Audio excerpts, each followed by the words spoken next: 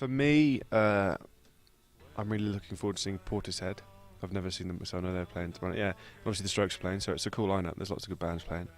In terms of Mexico, we've never been, like you say, but friends of ours in bands who've been here say it's absolutely amazing. Stunning, kind of really excited crowds and quite kind of, I don't know, fanatical.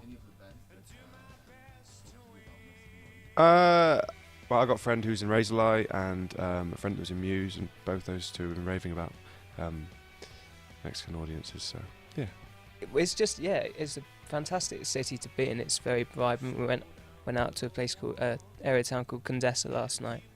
Sort of had a walk around and just soaked up a bit of the atmosphere. And it's the type of place I think we'd all, we were all chatting about it last night. It's the sort of place that we'd like to have a second home in. Really, it's it's great. In terms of other bands, as Tom said, Portishead are playing.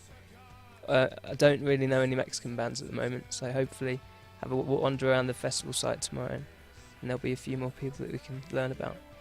Well, fingers crossed there will be. The thing is, obviously we're playing our own show in a festival, and whenever you're planning for a festival set, you've got to take into account there's going to be a hell of a lot of people that haven't heard you. They might have heard one song or whatever in passing on the radio, but they're not particularly aware of your back catalogue, so you need to sort of cater your set to them, and you sort of play some crowd-pleasing moments, and there's going to be flashes of sort of what we do on our album tracks in that set, but maybe not as many as we'll sort of show off tonight, our own concert.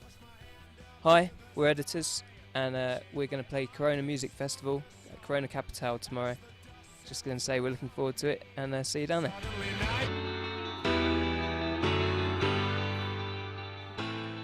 Yeah, with every album's we've had a different producer, so and they've all been completely different, all different styles, and I think it helps that I think we made 3 very different records as well. I think the producer helps that along. Flood obviously did the last record. It's into keyboards, sequencers, electronics. Garrett Lead, the second record, was into sort of like big sound, like epic production.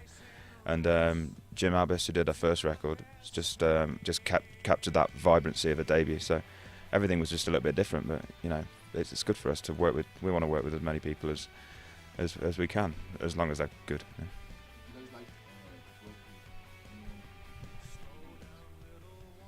We were talking about Trevor Horn actually not long ago, weren't we? Heard him in the bar. That would be good. It's one of the old classics would be good. One of the big names, like big, maybe an American rock producer or something might be interesting. Anyone got any ideas? Trevor Horn. Already said that, Russell. Come on, pay attention. Oh, I know it's early. You brought up Butch Vig the other day. I think that'd be an interesting, different way of working.